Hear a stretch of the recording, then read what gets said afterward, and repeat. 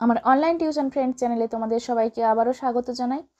আজকে তোমাদের সামনে উপস্থিত হয়েছি তৃতীয় শ্রেণীর পাতাবাহার বইয়ের একটা ভারী সুন্দর কবিতা রবীন্দ্রনাথ ঠাকুর লিখেছেন, নৌকা যাত্রা। এই কবিতাটা আমরা পড়বো, তারপরে এর ওপরে প্রচুর প্রশ্ন আজকে আমরা আলোচনা করব। তো তোমরা ভিডিওটা অবশ্যই শেষ পর্যন্ত দেখো এবং আমার সঙ্গে থেকো। আর ভালো লাগলে চ্যানেলটিকে অবশ্যই সাবস্ক্রাইব করে রেখো। তো চলো দেরি না করে আমরা ভিডিওটা শুরু করি। নৌকা যাত্রা, রবীন্দ্রনাথ ঠাকুর। মধুমাঝির ওই যে নৌকাখানা বাঁধা আছে রাজগঞ্জের ঘাটে, কারো কোনো কাজে লাগছে না তো, বোঝাই করা আছে কেবল পাটে। আমায় যদি দেয় তারা নৌকাটি, আমি তবে 100টা দাঁড়াটি। পাল তুলে দিই 4টে 5টা 6টা, মিথ্যে ঘুরে বেড়াই না কো হাটে। আমি কেবল যাব একটি পার, 7 সমুদ্র 13 নদীর পার। তো নৌকোটি কার ছিল? মধুমাঝির নৌকো ছিল। সেটা কোথায় কোথায় আছে না, রাজগঞ্জের ঘাটে বাঁধা আছে। তো নৌকাটি কারো কোনো কাজেই লাগছে না, কেবল পাট কি করেছে, তাকে তুলে রেখে দিয়েছে, পাট সাজিয়ে রেখেছে। তো আমাকে যদি, কবি বলছেন এখানে যে আমাকে যদি এই নৌকোটা দেয়, আমি তবে তাতে 100টা দাঁড় এঁটে দেবো। এই যে এইগুলোকে দাঁড় বলা হয়, এই জিনিসগুলোকে দাঁড় বলা হয়। তো বলছে আমি তাতে 100টা দাঁড় এঁটে দেবো। আর পাল, এই যে এইগুলোকে, এই যে কাপড়, এগুলোকে বলা হচ্ছে পাল। তো এগুলো বলে 4টে 5টা 6টা পাল তুলে দেবো। মিথ্যে ঘুরে বেড়াবো না, আমি কেবল একটিবার যাব। কোথায় যাবেন তিনি? 7 সমুদ্রের 13 নদীর পাড়ে যাবেন। তারপরে কি বলছে? তখন তুমি কেঁদো না মা যেন, বসে বসে একলা ঘরের কোণে। তো মায়ের ছেলে, তাহলে ছেলে চলে গেলে মা তো কাঁদবেই। তো ওই জন্য বলছে তুমি তখন কেঁদো না, একলা বসে বসে ঘরের কোণে। আমি তো মা যাচ্ছি না কো চলে, রামের মতো 14 বছর বনে। ভগবান রামচন্দ্র, এখানে একটা পৌরাণিক ঘটনা কিন্তু তোমাদের সঙ্গে তুলে ধরা হয়েছে তোমাদের সামনে, যে ভগবান রামচন্দ্র কিন্তু পিতৃসত্য, বাবার কথা রক্ষা করার জন্য 14 বছর বনে চলে গেছিলেন। তো এখানে শিশুটি বলছে যে আমি তো ওরকম 14 বছর চলে যাচ্ছি না, আমি তো শুধু একবারই যাব। আমি যাব রাজপুত্র হয়ে, নৌকা ভরা সোনা মানিক বয়ে। আশুকে আর শ্যামকে নেব সাথে, আমরা শুধু যাব মাতিন জনে। আমি কেবল যাব একটিবার, 7 সমুদ্র 13 নদীর পার। তাহলে এখানে কি বলেছে লেখকের সঙ্গে, কে কে যাবে বা কজনকে তিনি সঙ্গে নেবেন। তাহলে তিনি কজনকে সঙ্গে নিচ্ছেন না, এই যে আশু শ্যামকে নেবে আর তিনি আছে, তাহলে 3 জনে মিলে যাচ্ছেন। আর কোথায় যাবে? 7 সমুদ্রের 13 নদীর পাড়ে যাবে। তিনি হচ্ছে কার মতো 14 বছর বনে যাবেন না, তাহলে কে 14 বছর বনে গেছিলেন? তাহলে রামচন্দ্র 14 বছর বনে গেছিলেন। ঠিক আছে, এগুলোই তিনি এখানে বলতে চেয়েছেন। তারপরে কি বলেছেন? ভোরের বেলা দেব নৌকা ছেড়ে। তাহলে নৌকা কখন ছাড়া হবে? ভোরবেলা ছাড়া হবে। দেখতে দেখতে কোথায় যাব ভেসে, দুপুরবেলা তুমি পুকুর ঘাটে, আমরা তখন নতুন রাজার দেশে। তুমি যখন দুপুর যখন হবে, তুমি তখন পুকুর ঘাটে থাকবে, তখন আমরা কোথায় চলে যাব? নতুন রাজার দেশে চলে যাব। পেরিয়ে যাব তীরপূর্ণির ঘাট, পেরিয়ে যাব তেপান্তরের মাঠ। ফিরে আসতে সন্ধে হয়ে যাবে, গল্প বলবো তোমার কোলে এসে। আমি কেবল যাব একটিবার, 7 সমুদ্র 13 নদীর পার। তো লেখক এখানে বলতে চাইছে যে তার মা যখন দুপুরবেলা ঘাটে থাকবে, তখন তিনি কোথায় থাকবেন? তিনি তখন নতুন রাজার দেশে থাকবে। নৌকো কখন ছাড়া হবে? নৌকো ভোরের বেলা ছাড়া হবে। তিনি কি কি পেরিয়ে যাবেন? তাহলে তিনি তীরপূর্ণির ঘাট, তেপান্তরের মাঠ পেরিয়ে যাবে। কখন ফিরে আসবেন? সন্ধে হয়ে যাবে তার ফিরে আসতে। আর ফিরে এসে সে কী করবে না, মায়ের কোলে বসে কিন্তু সে গল্প বলবে। এরপরে দেখো আমরা এখানে অনুশীলনীর মধ্যে চলে এসেছি।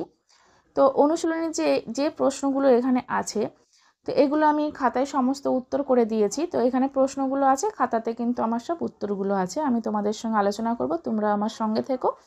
দেখো বলেছে নৌকোযাত্রা কবিতাটি কার লেখা। দুটো বলেছে, দ্বিতীয় বলেছে কবিতাটি তার কোন বই থেকে নেওয়া হয়েছে। এখানে প্রচুর প্রশ্ন আছে, তো সমস্ত প্রশ্নের উত্তর কিন্তু আমি করেছি, তার সাথে আরও বিভিন্ন আইটেমের উত্তর করেছি।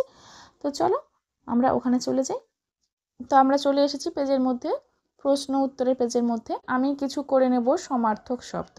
ঠিক আছে, সমুদ্র, সমুদ্রকে কি বলছি? অর্ণব আর জলধি। বন, বনকে বলছি কি? জঙ্গল আর অরণ্য।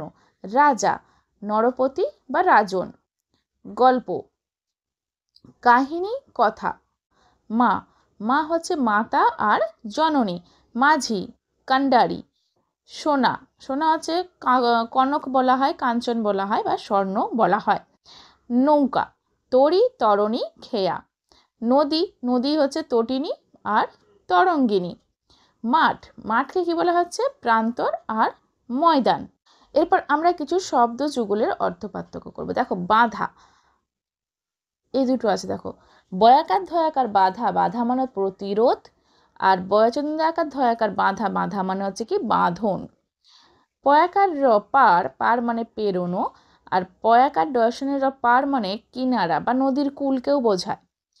নেক্সট আছে কোণে, কয়কার মধ্যে নয়কার কোণে হচ্ছে প্রান্তে, আর কোণে হচ্ছে নববধূ।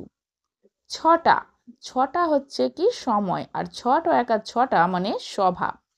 দেশ হচ্ছে রাষ্ট্র, দয়বয়কার মন্যেশ্বর দেশ মানে হচ্ছে কি? ঘৃণা। এবার আমরা কিছু দেখো বাক্য রচনা করব। তো বাঁধা, নৌকো নদীর ঘাটে বাঁধা আছে। নৌকো, নদীতে নৌকো চলে। সমুদ্র, আমার সমুদ্র দেখতে খুব ভালো লাগে। নেক্সট হচ্ছে গল্প, ঠাকুমার কাছে গল্প শুনতে আমার বেশ ভালো লাগে। মাঝি, মাঝি দাঁড় বেয়ে নৌকো চালায়। এরপরে দেখো আমরা করে নেব বর্ণ বিশ্লেষণ।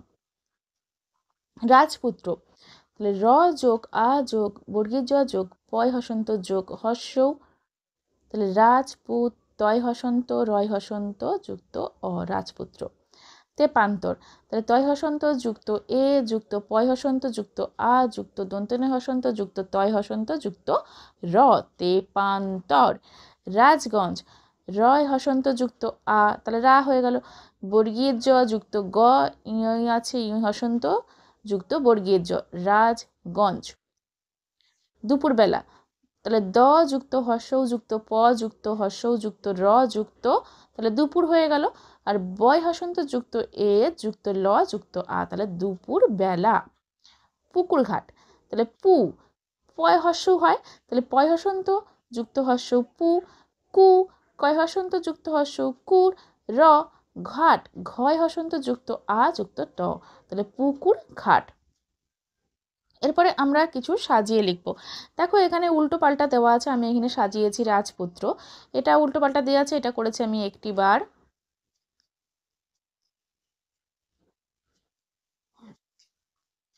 নেক্সট এখানে আছে দেখো, এটা উল্টো পাল্টা দেওয়া আছে, আমি করেছি রাজগঞ্জ, এখানটার উত্তর করেছি দুপুরবেলা, এখানটা করেছি তেপান্তর। এরপরে আমরা কিছু অর্থ করে নেব। দাঁড় মানে নৌকার একটা বিশেষ অংশ, তোমাদেরকে আমি প্রথমে পড়াচ্ছিলাম যখন, তখনই দেখিয়েছিলাম নৌকোর সাইডে বাঁধা আছে লম্বা লম্বা লাঠির মতো, ওটাকে দাঁড় বলা হয়। তাহলে নৌকোর একটা বিশেষ অংশ। পাল হচ্ছে, পালের ছবিও আমি তোমাদেরকে তখন ওখানে দেখিয়েছি, যে কাপড়ের তৈরি পর্দা বিশেষ। পার হচ্ছে পেরিয়ে, মানিক হচ্ছে রত্ন বিশেষ।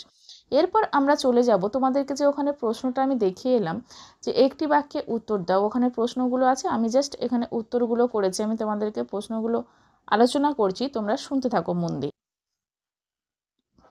দেখো ফার্স্ট কোশ্চেন আমার ছিল ওখানে নৌকোযাত্রা কবিতাটি কার লেখা। দেখো আমি এখানে লিখেছি নৌকোযাত্রা কবিতাটি রবীন্দ্রনাথ ঠাকুরের লেখা। পরের প্রশ্ন ওখানে ছিল যে কবিতাটি তার কোন বই থেকে নেওয়া হয়েছে, তাহলে কবিতাটি তার শিশু বই থেকে নেওয়া হয়েছে।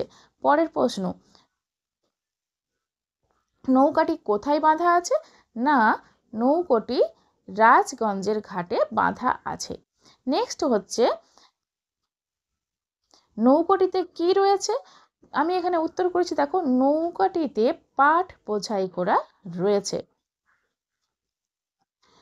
পরের প্রশ্ন দেখো, কবিতার শিশুটি এই নৌকো পেলে কটি পাল আর দাঁড় জুড়ে নেবে, তাহলে কবিতার শিশুটি এই নৌকো পেলে 5-6টি পাল ও 100টি, 5-6টি বললাম না পড়ানোর সময়, 5-6টি পাল এবং 100টি দাঁড় জুড়ে নেবে। পরের প্রশ্ন ছিল দেখো, পাল ও দাঁড় নৌকোয় কি কাজে লাগে? তাহলে পাল ও দাঁড় নৌকাকে চালাতে এবং নৌকোর গতি বাড়াতে কাজে লাগে। এরপরে ছিল হাট বলতে কি বোঝো? তাহলে সপ্তাহের নির্দিষ্ট দিনে বসে এমন গ্রামীণ বাজারকে বলা হচ্ছে হাট।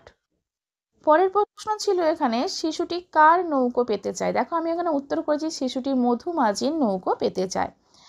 তারপরে ছিল সে নৌকো করে কোথায় যাবে? তাহলে সে নৌকো করে 7 সমুদ্র 13 নদীর পার যাবে। সে সঙ্গে কাকে কাকে নেবে? না সে সঙ্গে আশু আর শ্যামকে নেবে। পরের প্রশ্ন ছিল কেন সে তার মাকে কাঁদতে বারণ করেছে? কেন? না কারণ সে রামচন্দ্রের মতো 14 বছর বনবাসে যাচ্ছে না, সে সারাদিন ঘুরে সন্ধেবেলায় মায়ের কোলেই ফিরে আসবে, তার জন্য তার মাকে কাঁদতে বারণ করেছে। পরের প্রশ্ন ছিল রামকে বনবাসে যেতে হয়েছিল কেন? দেখো আমি পড়ানোর সময় কিন্তু বলেইছিলাম ঘটনাটা, যে পৌরাণিক ঘটনাটা কী ছিল, এখানে লিখেও দিয়েছি যে পিতার সত্য পালনের জন্য রামকে বনবাসে যেতে হয়েছিল। পরের প্রশ্ন দেখো আছে, রামচন্দ্রের কাহিনী কোন বই পড়লে জানা যায়? তাহলে রামচন্দ্রের কাহিনী রামায়ণ পড়লে জানা যায়। দেখো এর পরের প্রশ্ন কি আছে, রাজপুত্র সোনা মানিকের কথা কোন ধরনের বইয়ে থাকে? দেখো আমি ওখানে করেছি রাজপুত্র সোনা মানিকের কথা রূপকথার গল্পের বইতে থাকে।